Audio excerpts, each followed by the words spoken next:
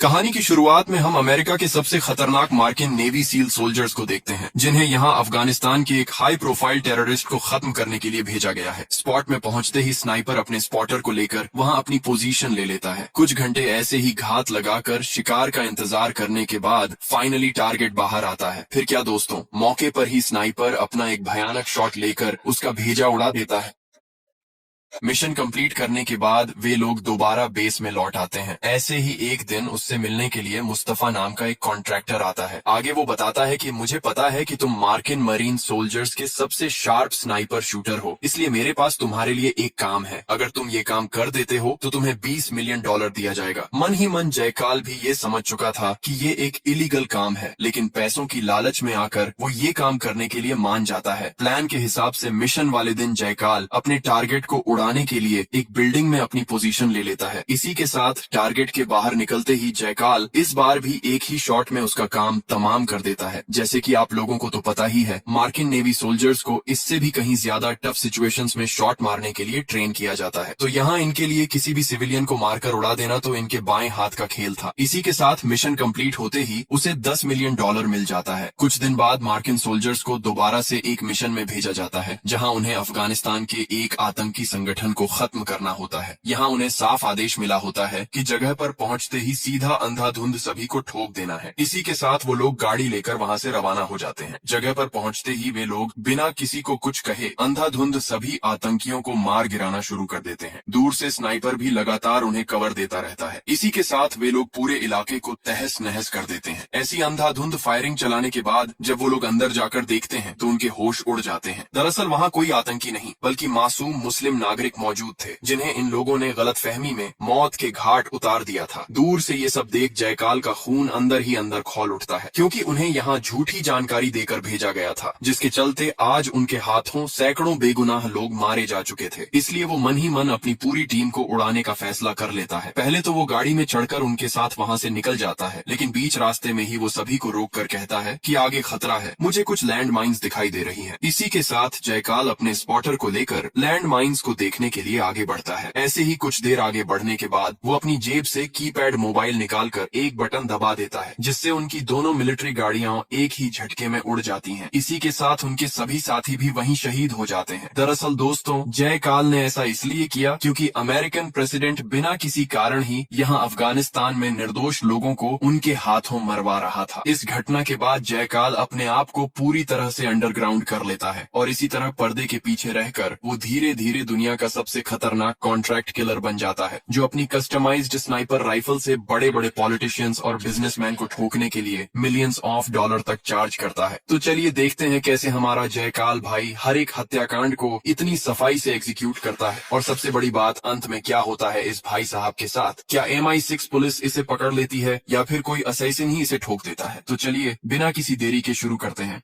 कहानी की शुरुआत में हम एक ऑडिटोरियम को देखते हैं, जहां क्रोएशिया का सबसे बड़ा बिजनेसमैन तथा बिलियनियर डॉक्टर चार्ल्स पूरी दुनिया के सामने अपना एक नया प्रोजेक्ट रिवर लॉन्च कर रहा था। उसी ऑडिटोरियम के ऊपर हम जैकल भाई को भी देखते हैं, जो कि अपनी कस्टमाइज्ड स्नाइपर राइफल लेकर डॉक्टर चार्ल्स को मारने के लिए यहाँ पिछले 4 दिनों से घात लगाए बैठा हुआ है। दरअसल दोस्तों, रिवर कोई मामूली ऐप नहीं बल्कि एक ऐसा पावरफुल डिजिटल सिस्टम होता है जो दुनिया भर के hidden financial data, secret deals और ब्लैक ट्रांजैक्शंस को एक्सपोज कर सकता है। इसलिए कई बड़ी कंपनीज बिल्कुल भी नहीं चाहती थीं कि वो लोग इस ऐप की वजह से एक्सपोज हो जाएं। इसलिए वे लोग डॉक्टर चार्ल्स को मारने के लिए यहाँ जयकाल को भेजते हैं। लेकिन इसको मार पाना बिल्कुल भी आसान नहीं होता, क्योंकि उसके आगे एक हाईली बुलेट प्रूफ शील्ड लगा होता है। जयकाल बस एक सही मौके का इंतजार कर रहा होता है कि किसी तरह डॉक्टर शील्ड से बाहर आ जाए, लेकिन तभी वहाँ कुछ ऐसा हो जाता है जिसे देखकर खुद जयकाल के भी होश उड़ जाते हैं। उसकी गोली चलाने से पहले ही वहाँ कोई दूसरा शूटर आकर डॉक्टर पर फायरिंग शुरू कर देता है। मतलब जयकाल के अलावा भी पहले से ही कोई और शूटर वहां घात लगाए बैठा हुआ था, मगर उस शूटर को इससे कोई फायदा नहीं मिलता, क्योंकि चार्ल्स बुलेट प्रूफ शील्ड की वजह से बच निकलता है। वहां मौजूद सिक्योरिटी तुरंत उस शूटर को आइडेंटिफाई कर लेती है और मौके पर ही भाई साहब को ऊपर भेज दिया जाता है। दूसरी तरफ ऑडिटोरियम में मौजूद सभी लोग गोलियों की आवाज सुनकर इधर उधर भागना शुरू कर देते हैं। इसी मौके का फायदा उठाते हुए जयकाल भी उन्हीं लोगों के सहारे ऑडिटोरियम से बाहर निकल आता है। अंदर ही अंदर वो पूरी तरह से भड़का हुआ था, क्योंकि पहली बार उसके हाथों कोई शिकार बच गया था। ऊपर से उसे इस काम के लिए $100 मिलियन मिलने वाला था। लेकिन इस तरीके से प्लान फेल हो जाने के कारण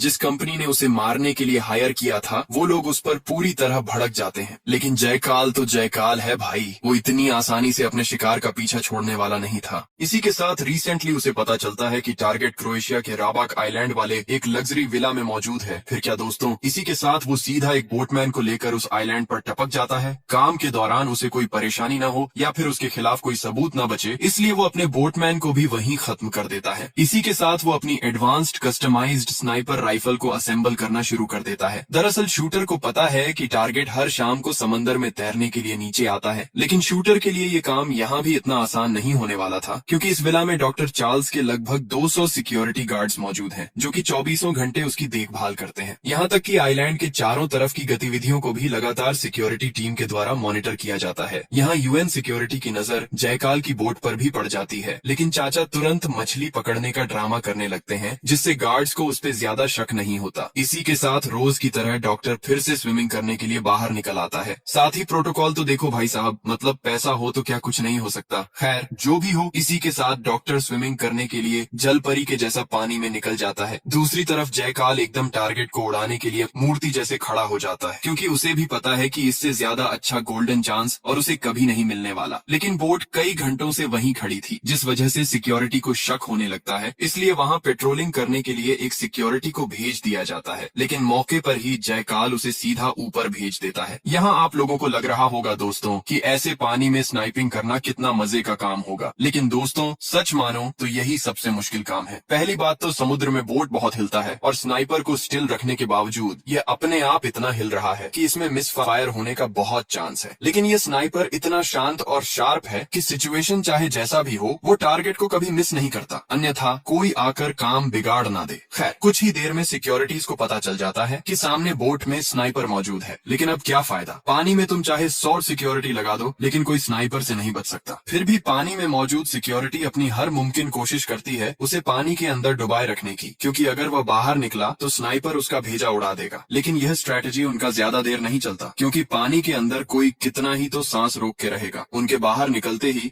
स्नाइपर एक के बाद एक उनका भेजा उड़ाना शुरू कर देता है और अंततः वह अपना मेन टारगेट डॉक्टर चार्ल्स को भी मार देता है। इसके बाद जयकाल चाचा अपनी बोट लेकर तुरंत वहां से निकल जाता है। मतलब समझ ही सकते हो दोस्तों, अगर एक highly trend mark in military sniper को ऐसे खुला छोड़ दिया जाए और खास करके ऐसे शार्प माइंडेड बंदों को, तो सिचुएशन किस लेवल तक भयानक हो सकता ये आप लोग सोच भी नहीं सकते।